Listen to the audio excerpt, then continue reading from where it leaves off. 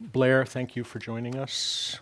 Thank you all for being here tonight. We're excited to be able to dig into this mysterious question mark, what is the future of cities? And we're honored to have somebody here who's really thought about this question for, dare I say it, 4 decades, maybe.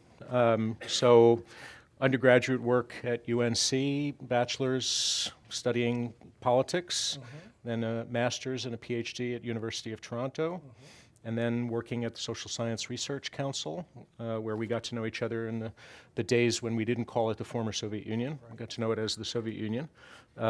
We spent time in a lot of the republics, and you wrote a trilogy. I was not as productive by any means as you were. You wrote a trilogy of books on Russian cities in the 20th century, which really helped a lot of us understand what was the dynamic that was going on in the Soviet Union.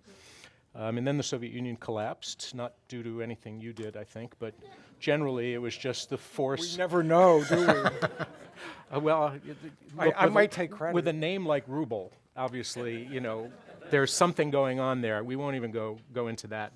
But you wrote a lot of interesting books that I've used repeatedly, including a unique biography of a street, Washington's U Street, which I would recommend to everybody if you want to understand how a street is a living thing that transforms over time and becomes really an asset that we all, in one sense, take for granted.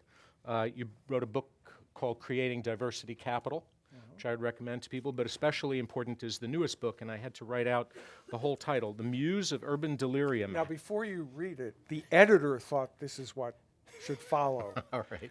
How the performing arts paradoxically transforms conflict-ridden cities into centers of cultural innovation.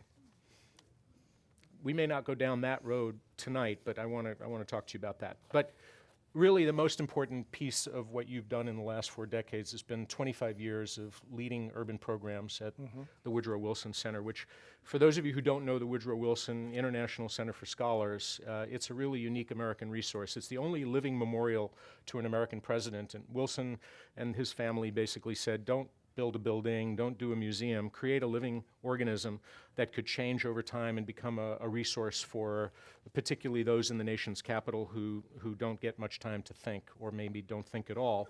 They depend on the Wilson Center for at least some of that thinking.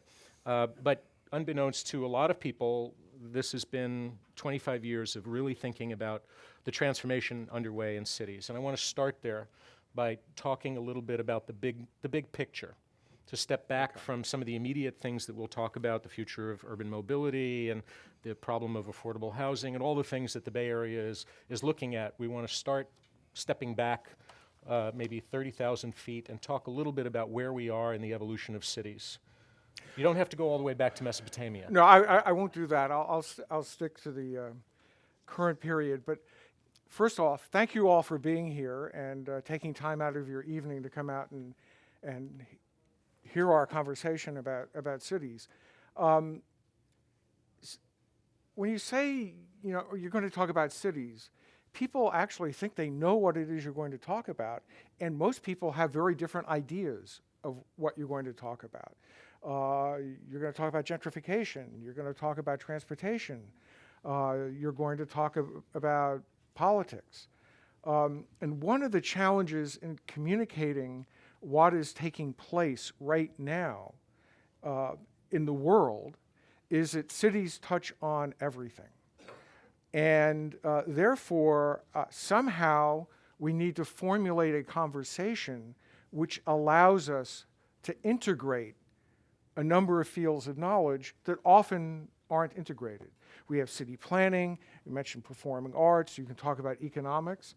And the reason why we have to do this is there are 3 fundamental trends that are transforming how human beings live on this planet. And these trends are unprecedented. There's climate change, there's migration, and there's urbanization. And they're all interrelated, by the way. And we often don't think about urbanization in those terms. But let me, to get the big picture out, let me mention a couple of numbers. You may have heard that in 2008, we became an urban species. For the first time in human history, more human beings lived in cities than in rural areas. By 2030, 70% of humankind will be living in cities. During that period, between now and 1930, which is in the lifetime of most of us in this room, 180,000 people will move to cities every day. So that in just 2 decades, even less, actually 13 years, 1.4 billion people are going to move into cities. The cities of the footprint of the cities they're going to move into, only 40% of that footprint now exists. So the urban world of 2030, 2035, 2/3 of it doesn't even exist yet. And the challenge is, how do we collectively begin to engage that process, manage that process, plan for this future, and if we don't, it's most likely going to happen anyway, but it's going to produce results we might not like. If we can engage with the process, engage the people who are living in those communities in the process, we can begin to shape it. And I want to bring out one other point. Usually this is the point in the conversation where people say, well, how can we ever plan for something of that scale? And yet, we have a very good example in our own country. In 1811, a bunch of commissioners sat down and planned a grid for an empty island of Manhattan. They created a framework. They got down to specific details because the size of building lots, future building lots, was determined. But they basically created a framework, and that's the mode we need to get into when we're talking about future of cities, creating a framework that can handle the resource demands that we're about to face. So you people on the East Coast call these frameworks. In tech world, they're called platforms. Mm-hmm. And so let's talk about the platform that the city provides. So the city provides a platform for all those people migrating into the city, but cities are not ready for that in most cases. They're not ready for the environmental consequences. They're not ready for the employment that needs to be generated in order to have people live a secure life. They're not ready for the physical requirements of moving these people around, infrastructure. You visit and spend a lot of time in global south cities in Africa and Asia and Latin America. So talk a bit about where you think we are in the getting ready process. Is there a framework or a platform that is viable that you've seen some cities adopt that gets them to the point where they can be ready for the technological innovation and ready for the flow of people into the city? Well, I think there are some successful examples, and they're usually very specific. One could point to Singapore as an example. It's interesting that in Kazakhstan, a place you wouldn't think of in this context, the Kazakh government has done essentially what they did in New York and planned new settlements that won't be built for another 30 years, but they're putting infrastructure in. Not just in Astana, but in elsewhere. One of the other problems is, how do you retrofit what's already been built? And there are some very positive examples in African cities, in South African cities in particular. There have been lots of efforts to figure out how to create the pathways for new city services to enter into self-built neighborhoods. So there are specific examples. In general, over the last quarter century, South America has been a leader in some of this work. So it's not hopeless, but there has to be, the problem, the more fundamental challenge, and it comes up with climate as well, political institutions tend to be the last set of institutions to change. And the management becomes a political problem. And so you have vested political interests. Now, this has been, the last 5 years have been a really interesting period in this story, because the UN has has focused on urbanization in a way in which it hasn't before. The new, 2011, I'm sorry, 2016 global sustainability goals. Goal number 11 is an urban goal, which promotes, the goal is for inclusive, resilient, sustainable, and safe cities. So basically, it's a framework that all UN members, including the US, by the way, have signed on to as committing themselves to achieving over the lifetime of those goals. That, obviously, that isn't going to happen just like that, but it creates a framework for the discussion to begin. What's interesting is the US was a very difficult negotiator in the process, because the US wanted accountability. And what the prodding of the US did was to stimulate a number of efforts to measure urban sustainability. And we actually now know much more about cities than we ever did before, because the data issues are enormous. And of course, a lot of this has to do with new technologies which don't rely on the government to collect information, a national government to collect information. So there are little steps, but when you think about 1 billion people and limited resources in a context of a planet that is going to be struggling with climate and with migration, you realize this is an enormous challenge.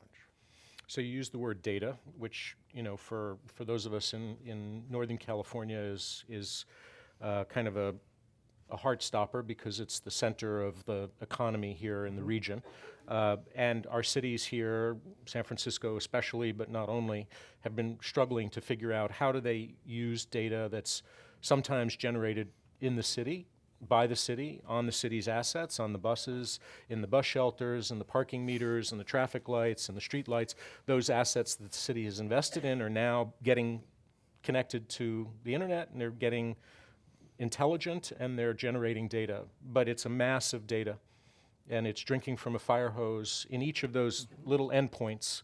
So cities are now struggling mightily here in the Bay Area and around the world to figure out how to harness the value of the data so they can get insights into better practices that will reduce cost, increase efficiency, maybe increase equity, increase access to services, and deliver other goals like environmental sustainability goals.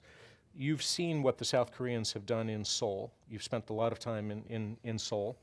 And there's a city that, has really been making big strides, like Singapore, in digitizing everything.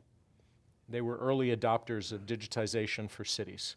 And the Chinese are now, trying to perfect the surveillance city to surveil all the activity on the street and recognize people instantaneously and presumably identify targets, troublemakers, as part of the broad campaign for public safety that Xi Jinping has. So I'm looking at Asia, and I'm looking at your work over the years, particularly with the Koreans, and I'm wondering, what advice would you have in light of what you've said about cities getting better equipped to handle technology transformation and changing their governance systems accordingly?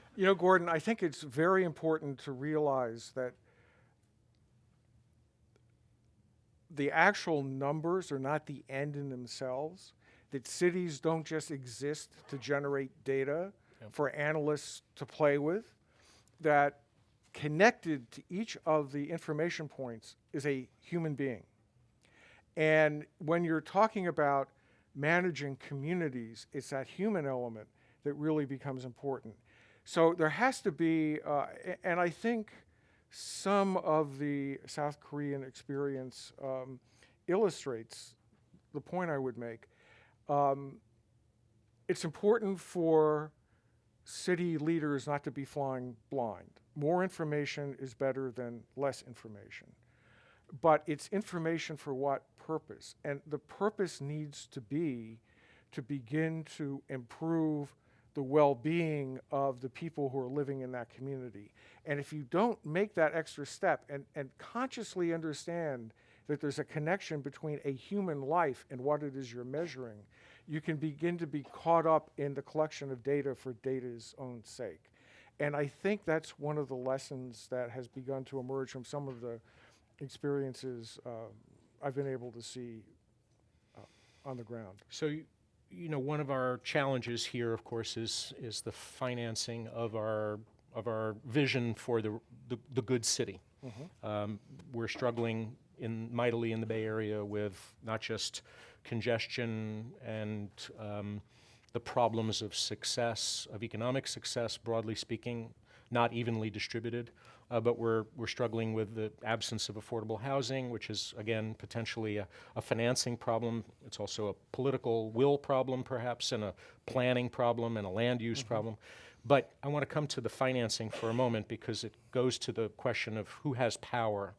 So who has the purse strings? You know, in your trilogy of books on Russian cities in the 20th century, you know, a lot of the discussion was who had power. The party wanted to maintain power. The mayors were an extension of the party, much like in the case of China today with the Communist Party, and to some extent it still is in Russia with the party of Putin essentially being a one-party state. We have a different mix of circumstances here. So I want to come to the United States and talk a little bit about how, when a budget like we saw released by the current administration talks a big game about infrastructure financing, a lot of that being urban and interurban, there really wasn't any there. Maybe $200 billion, but the promise was $1.5 billion would be generated because of all the new private investment. May not happen. But a lot of the discussion in Northern California right now is how do cities and counties, especially cities, not overtax individuals or enterprises, but still build the infrastructure, the housing infrastructure and the transportation infrastructure. And one answer from the technology industry is these are not solutions that are going to come from government. And I don't know whether that, you know, syncs with what you've seen in other places where essentially the gaps that government doesn't fill are filled by others. Well, the gaps that government doesn't fill will be filled by others or not filled at all. And this begins to get into the political challenge and the opportunities. In many parts of the world, there are not sufficient local resources to address the scale of problems we're talking about based on just local financing. Public, private, it doesn't matter. The resources aren't there. I'm sure the number I'm about to give is way out of date because this is 20 years old, but it illustrates a point, and I return to it. In the late 1990s, the average per capita expenditure per year by municipal governments in Africa was $22 a resident. Now, what kind of capacity? Now, obviously, South Africa is different from someplace else, but at that level, you only begin to address these problems by getting the financial engagement of the national government or the international community. Here, we're not dealing with that scale of issue, but still, to really to rebuild the New York City subway system, which is going to have to happen, to rebuild the Washington, D.C. subway system, local jurisdictions aren't enough. And we have a federal government that doesn't want to spend the money.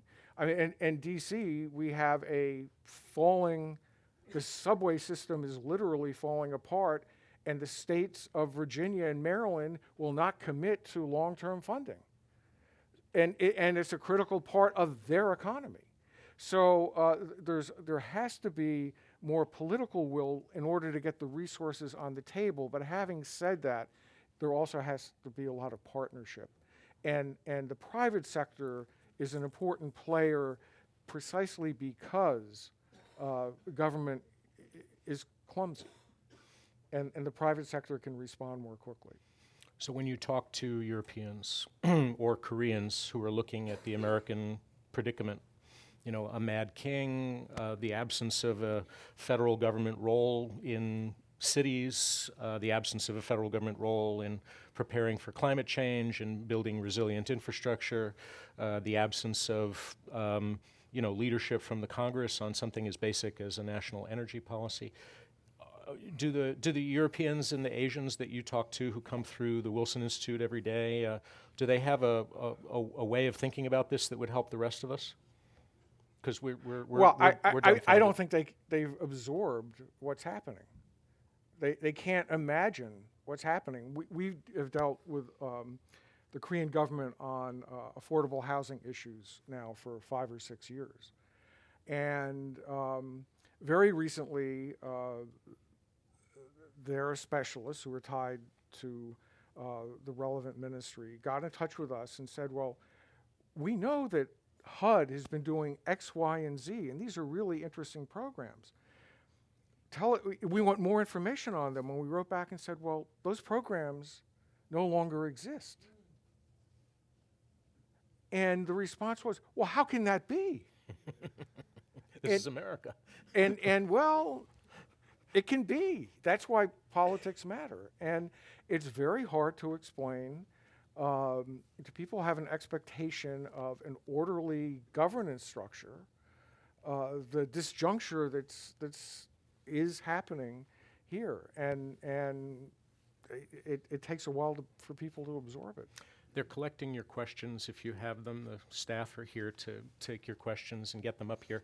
So, you know, earlier today we spent a lot of time talking about cities and whether they're ready, willing, or able to integrate innovation. So there's a lot of people in the room here who are from companies that are innovating in sometimes really breathtaking ways to change how we move people and goods, to change how we move electrons, where we store them, how we build microgrids, how we digitize the physical infrastructure to upgrade old systems and turn them into newer and better systems that are more affordable and maybe better and easier to manage. But cities are a key, the city government is a key actor. The elected and appointed officials are the ones who are essentially gatekeeping about whether the city is going to say yes to autonomous vehicles or yes to big data that becomes little insights that then translate into changing traffic signals in real time, dynamically changing parking meter costs in real time. So can you talk a little bit about where you think the innovation leaders have been in cities? Maybe there's a city that comes to mind that's been particularly able to integrate innovation and does it better than others for some reason? Well, I think that there are cities clearly that have been more successful, and some of them are surprising. We were talking about Kansas City. Kansas City, Missouri, not Kansas City, Kansas. Yeah. And in many instances, the critical factor is political leadership and political will. But you can have all the leadership and will that you want if a city is encumbered by a set of state and national laws, and things like procurement practices, there's only so far that a city government can do. But I think that there are a range of cities around the world. Obviously, Singapore, Amsterdam is another successful example. Santiago, Chile is another example. There are places around the world where political entrepreneurs have been successful in creating the space for the innovation to follow, in part because they believe in the power of the innovation. But it's the other side of this, however, is just because a political figure doesn't want to do something that a tech entrepreneur wants, doesn't mean that the political leader is necessarily obtuse. It may be that the political leader is representing the interests of a broader community and has to take into account or feels or is taking into account the possibility of unintended consequences for other elements of the community. Well, what we've heard at Meeting of the Minds in our annual leadership summit each year in the fall, which this year will be in Sacramento, and there are reasons why. I come back to this city ability to innovate.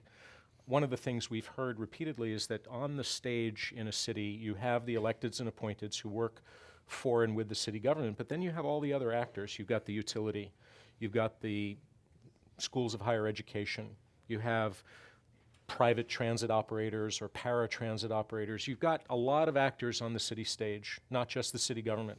So sometimes what we've heard the city government leaders say is, my hands are tied. I've got a city council that's very conflicted. I suggest you either go local to the neighborhood, which is really interested in becoming a living lab, or you go to that university or college campus, which is a mini city. They own their land, they own their street lights, they own their traffic lights, they own their parking meters, they own all their assets. We work with them in collaboration, but we don't control them. They control their own destiny. You really should engage with them, and we will follow, because most of the smartest political leaders that we've heard in Meeting of the Minds, maybe it jives with what you've seen, is that they know that they're called a leader, but they're very often good followers. They're not willing to take the risk with their political capital because their electoral cycle, is so quick that if they don't have a win in the first year that they can ramp up in year 2, they can't run on that in year 3 and then win in year 4. And so in that 4-year cycle, it's very condensed, it's very compressed, and their willingness to take risks is not there. And I guess I'm asking you about risk taking. You've met a lot of mayors and former mayors, like the president of Korea. Where are you on the spectrum of risk takers? How do they do it? Well, I think there are multiple issues here. I think mayors in general are pragmatists. There's a really interesting book, If Mayors Ruled the World, by Samuel Barber. And his point was, if mayors ruled the world... Ben Barber. Yes. It would be pragmatic. You wouldn't have to worry about large-scale ideology getting in the way. I think my general take is no matter where a mayor is, a mayor tends to be a problem solver because he or she has no choice. The problems emerge. I remember studying a Russian city of Yaroslavl in the early 1990s, and I got to know the mayor pretty well, and I would sit in his office talking to him, and a call would come in and said, he said, excuse me, but half the power system just went out in the city. I have to go take care of that. That's the kind. So there's a risk, but there's also an understanding of the cost of taking a risk, I think. But on innovation, I want to lift this out of the current period and make an observation. One completely insane book that I wrote a while ago looked at Moscow, Chicago, and Osaka, 1870 to 1920. These were cities undergoing very rapid industrialization. They were the fastest growing cities in the world at the time. And they all had a model, which I called pragmatic pluralism, that was surprisingly successful in the context of their societies of dealing with problems. And then the end of the book is Lenin, Tojo, and Al Capone. Lenin, Tojo, and Al Capone. Okay. And the reason they weren't friends with each other. They weren't friends with each other, but they emerged for the same reason.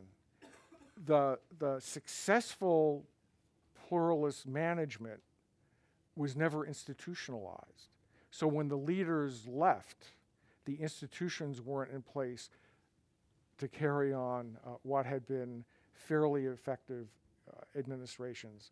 Plus, in Japan and Russia, there was a hostile national government. But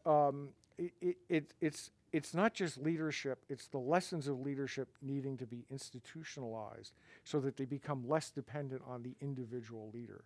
And that's a very hard hill to climb. So during my years at Cisco headquarters, I ran something called the China City Leaders Program, and we had mayors from Chinese cities come to the United States, and we would have them 15, 20 days, and every 4 days we'd move to a different city, and they would look and meet with the mayor, but also spend a lot of time kind of drilling down. And they sent, really high-profile rising stars because they wanted them to see what was America doing with cities. one of the questions that's come from our audience apropos this, what is a successful example or a successful lesson that we can take from China in the realm of cities? Because nobody has done city building like the Chinese in history. It's the greatest city building project in the history of the world. And are there some lessons, successful or otherwise? Maybe it's negative by what Mao used to call, lessons, learning from negative example. Well, there are pluses and minuses, so that I think the account sheet is still open. But clearly, there's a capacity in China, because it's a centralized government, to shift directions fairly quickly, and which they've done on which renewables they've done on, and EVs and right, a lot of other and things. solar energy, and will do on AVs. Right, autonomous exactly. Vehicles. So there's a capacity. We're going to have to see over the long run. I mean, they've embarked on the largest, most rapid city building initiative in the history of humankind. Is it going to look brilliant 50 years from now, or will the landscape be scarred with huge urban complexes that nobody wants to live in? We'll have to see. But the one ability they have demonstrated is the ability to respond quickly on some environmental issues in particular. So another question here, what is the primary driver of all of this migration happening into cities? I presume there are multiple drivers. There are multiple drivers. It's fundamentally two things. One, the agricultural revolution, which it has worldwide meant that agriculture can be more productive with fewer people. So that it started off in Europe. We see this process around the world. So there's what becomes an urban, a rural population problem. There's also the pull of economic opportunity. Cities account for somewhere around 60% of world wealth creation. People want to be part of that. What is now the general pattern is the most urbanized continent is South America. It's 85% urban. The least urbanized but most rapidly urbanizing continent is Africa. And clearly what will happen in Africa is because of the stage of the world, it's going to be a different kind of development, which may be in interesting ways more of a blending of rural and urban together. But it's opportunity. I remember talking to a young Russian woman in Moscow who was trying to find a way to work, and she said, well, I may not find work here, but I know I can't find work at home. And that's the classic urban migration story. And then the other part of it is not just migration, it's population replacement and growth. And that's a factor here too. In the piece that Meeting of the Minds will publish on our blog from you about Toronto, you talk a lot about the identity of the city, that was a powerful magnet. And that changed, it pivoted, it shifted over time, but it had an openness to it. Do you think that some of the migratory patterns are connected to, the human need to be associated with something that's a success? I mean, are people not just going because there's the prospect of a job or better health care for my child? Oh, I think without question. But even the thought that there could be a better future for my child, that assumes success of where you're going to. And there are push and pull factors, and migration is it's interesting. Specialists in different disciplines, in each discipline, think that they can explain migration, and they explain it differently. And of course, the classic is economics, which is push-pull, and I can make more money there, but there are all sorts of issues, people fleeing bad situations, and so on and so forth. And climate is certainly going to enter in as well. But where people want to go has in part been successful migrants who have the most resources will go to places they view as the most likely place to succeed. And Toronto was able to Yeah, it became a position magnet itself. for successful people to go to a place they perceive to be successful. Right. This comes back to a question one of our participants here is asking. Lots of discussion on integrating innovation, but what about integrating the growth? U.S. population will be 400 million by 2050, and most of that growth will occur in secondary cities. Are those types of cities ready? Actually, this is a very important point, and whoever wrote that, thank you. Sean, where are you? He wants to meet you. There he is. Sean. Okay. Well, Sean undoubtedly knows. We think of urban growth as taking place in megacities. Megacities have actually kind of plateaued. Most of the growth in cities right now is taking place in so-called medium cities, 5 to 10 million people. Which is a small town in China. Which is a small town in China. But seriously, there's a good news part of that story because that is still a manageable size urban community that if you thought about it ahead of time, you could begin to plan and initiate some of the kinds of policies I've been talking about. But those are the fastest growing cities in the world right now. So in that regard, somebody asks a good question. The two of you, speaking about us, seem to have a different idea of the gaps. Gordon says they, quote, will be filled by others, and Blair says, or not filled at all. I'd like to hear an example from each of you of the filled and unfilled gaps. This is one of those questions we weren't quite ready for. Good questions. It's a really good question. I'll start. I'll give you a chance to think because she asked me. I'm thinking about Doyle Drive, what we used to call Doyle Drive. We now call Presidio Highway here. So that's the entrance for those of you who are new to San Francisco but not so new to the Golden Gate Bridge. It's that flow onto the bridge. The city and county of San Francisco, together with the Golden Gate Transit District, really couldn't get their act together to act on their own to make that upgrade happen. And so they turned to private companies and said, could we do this jointly with you, and could we figure out a way to finance it largely with private money? There weren't any new tolls. I won't go into the details about how that was structured. Look it up. It's very interesting, very innovative.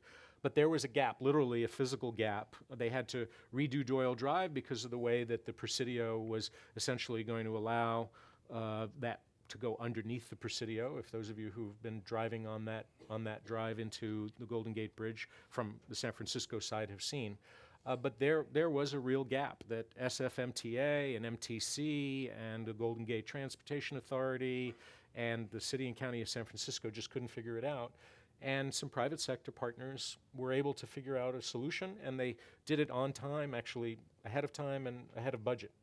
And that was a very particular kind of public-private partnership that could be replicated in other cities. Hasn't been yet, although I'm a little surprised, because it was relatively painless for everybody. But go ahead. Let me draw on a similar example, but I think points to potential challenges. The state of Virginia doesn't like to spend tax money.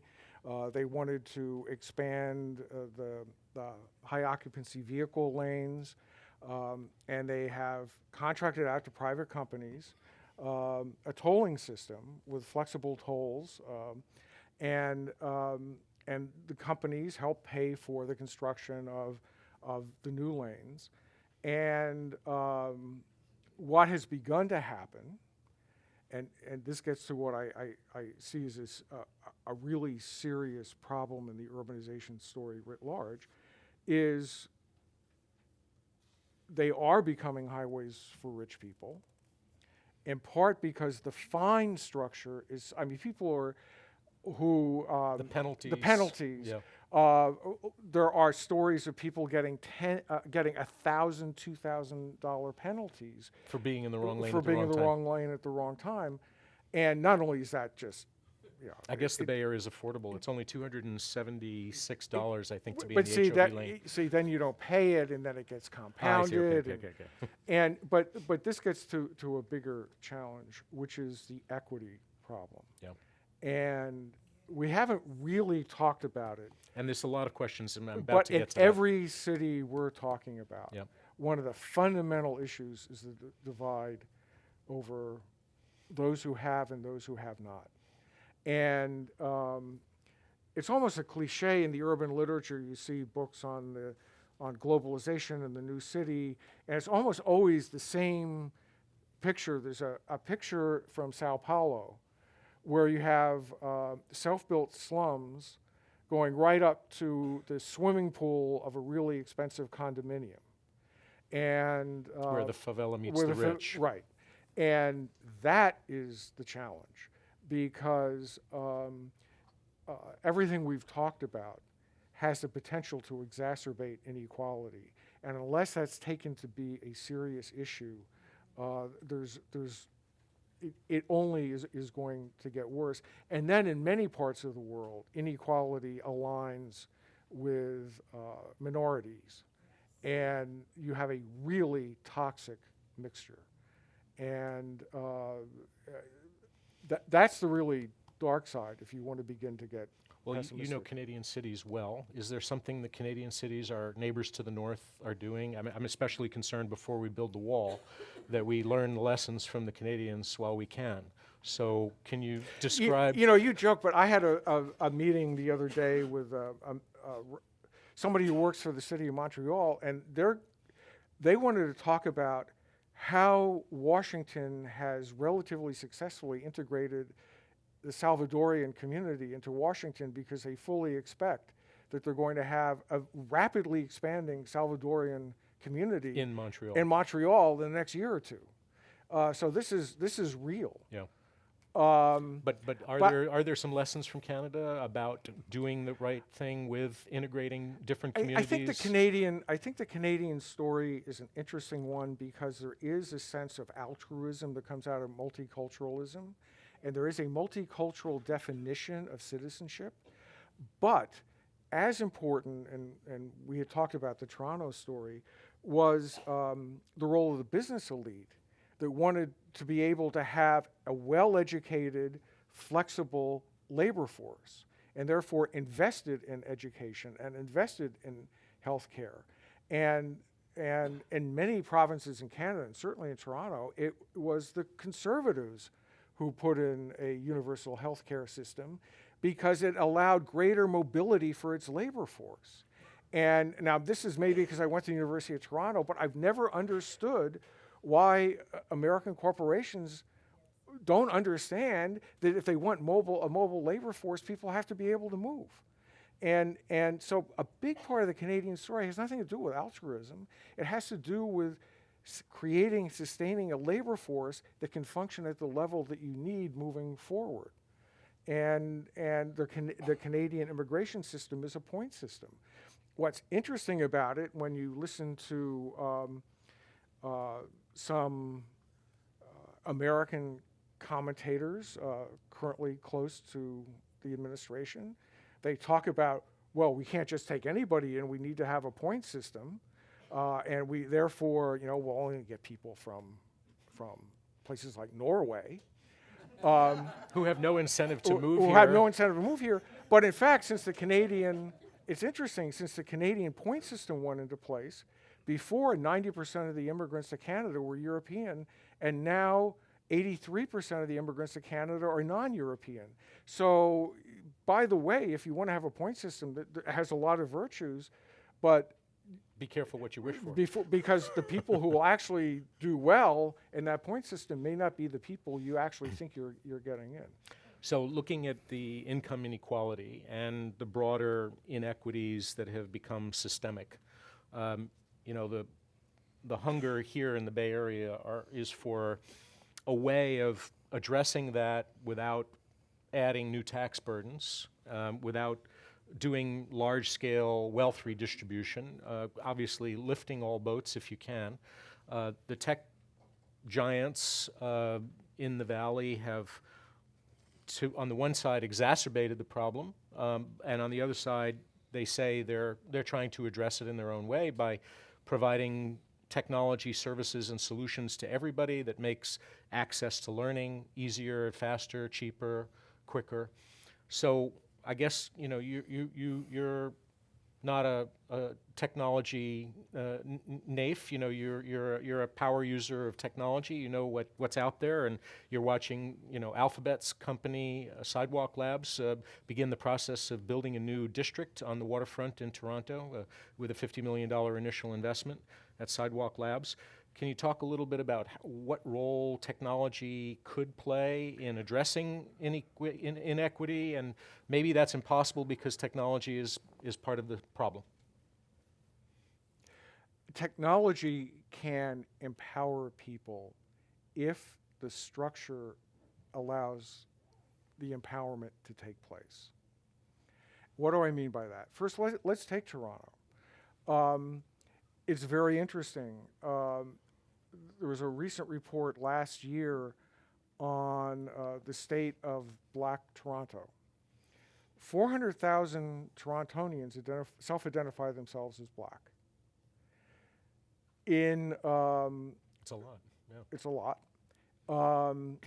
Largely immigrants from the Caribbean. 72% of male respondents to the major survey this was worked on, between the ages of 20 and 40, report having been stopped by the police. Blacks in Toronto are much more likely to be shot by the police than anybody else. This all begins to sound a little bit familiar. And so to address that problem, you can put all the technology you want down on the harbor front, but if you don't begin to get real about some of the limitations of your own vision of multiculturalism, the technology isn't going to help. And that's where I see the problem. And now, are there some cities that stand out that are addressing this frontally and aggressively, and maybe with a vision and not just groping their way in the dark? I mean, there may not be one that comes to mind, but I think all of us would love to be able to leave here with at least one city that we can read a little bit more about that might have done it right historically or might be doing it right now.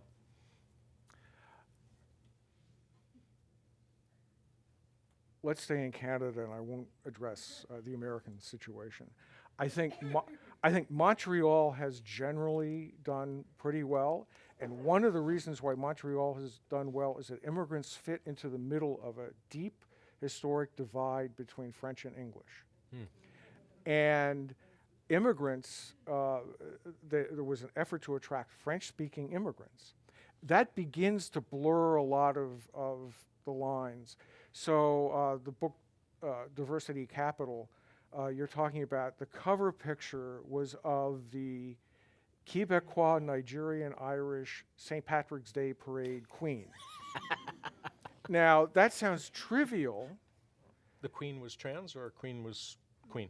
The Queen, but no, but it sounds like a trivial observation, but just think about that in a city that was always so divided between French and English. Yeah, right. And I think in general, it's not, heaven doesn't exist on earth, but Montreal's done a relatively good job. At the scale of a city as large as London, London has done a relatively good job. Now, there's certainly, but actually the London case, I think, and even the Montreal case gets to a larger point. The task is never over.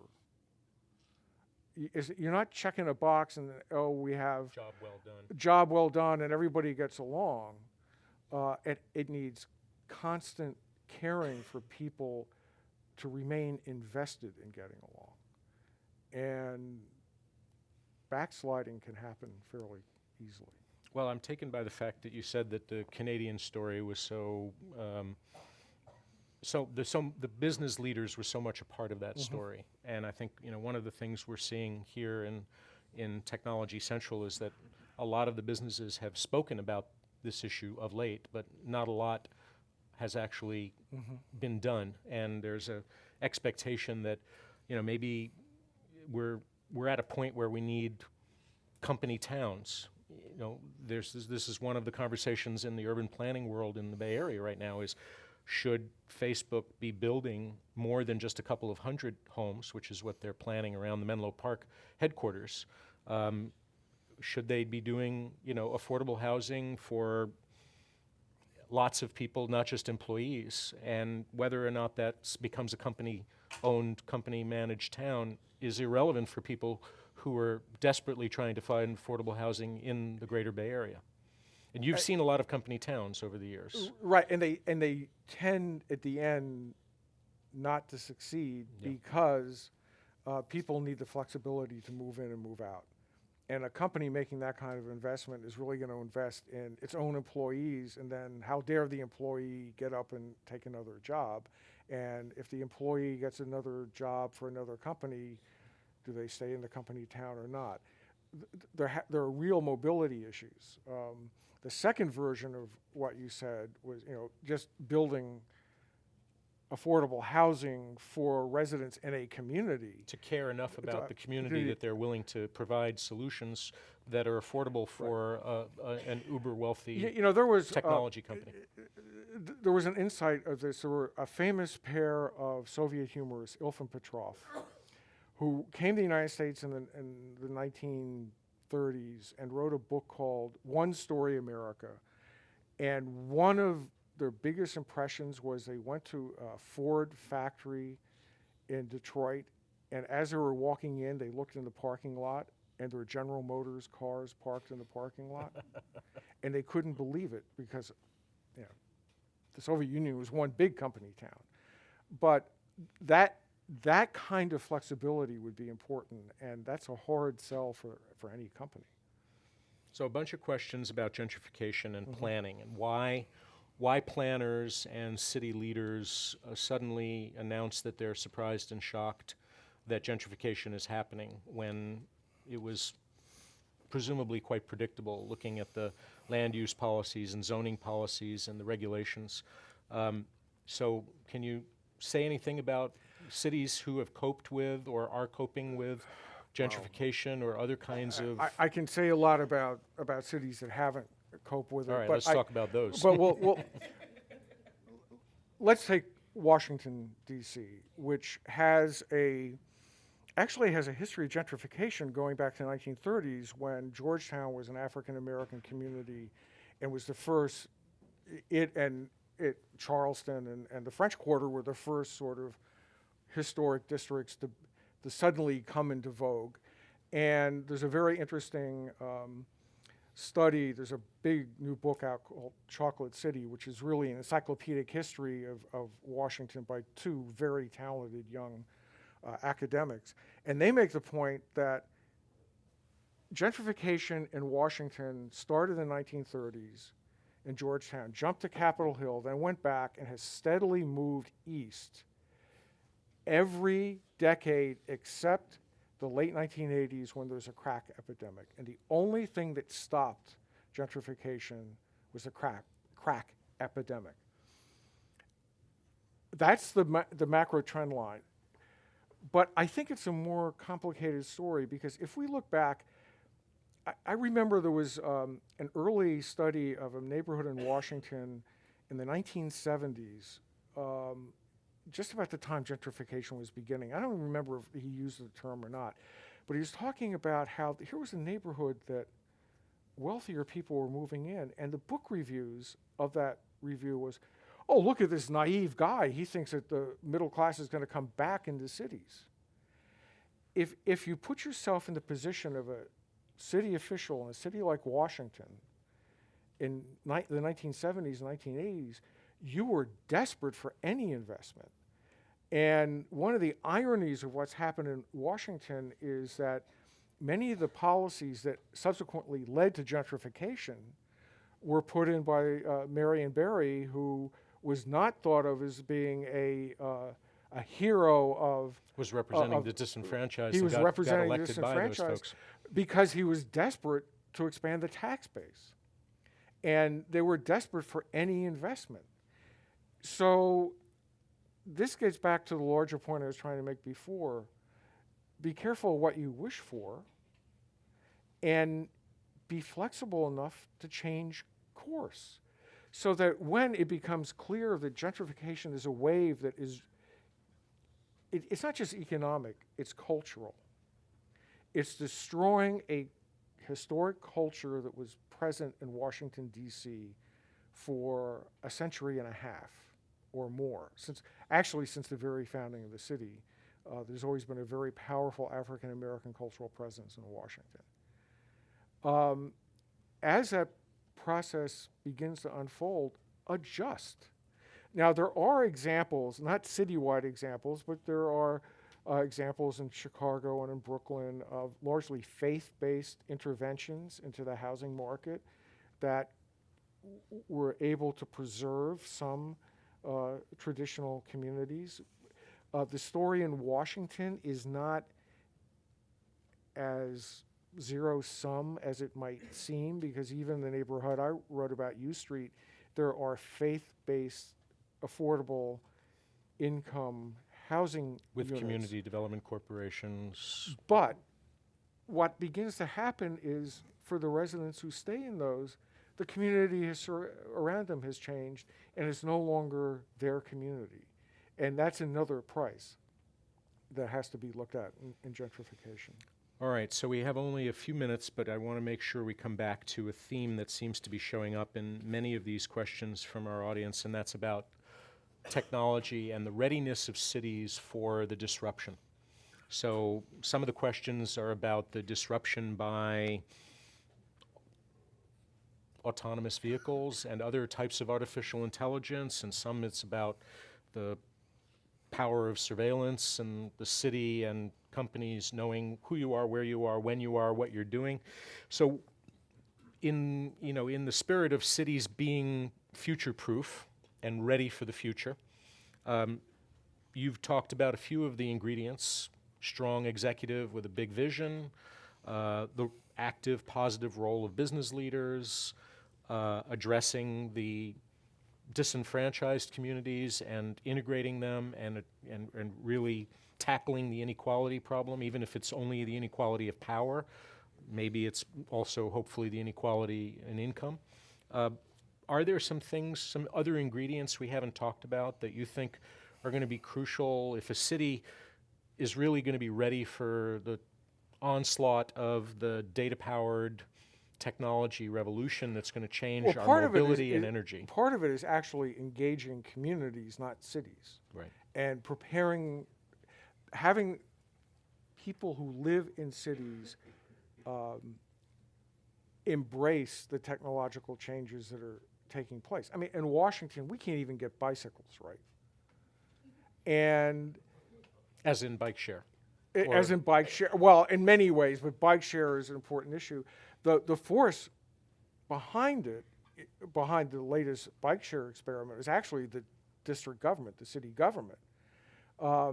It's people in neighborhoods. In fact, the police had to send out a notice that they were requesting that people stop calling 911 when people see somebody taking a bike on bike share.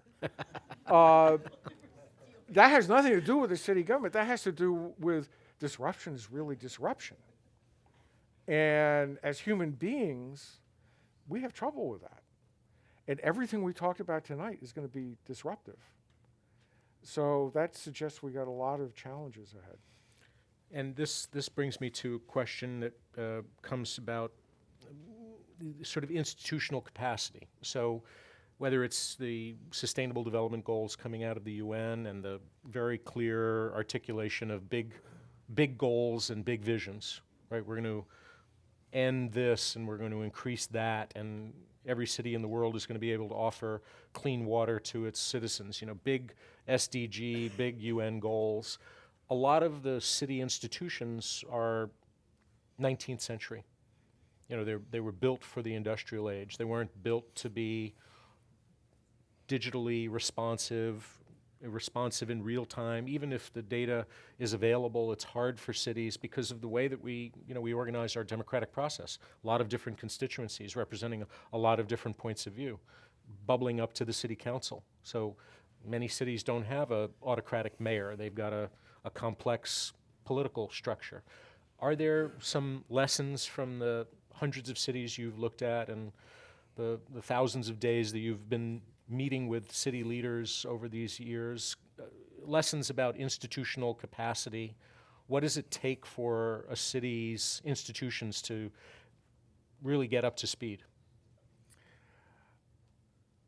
I think the biggest challenge is to understand that urban success is not a noun, it's a verb.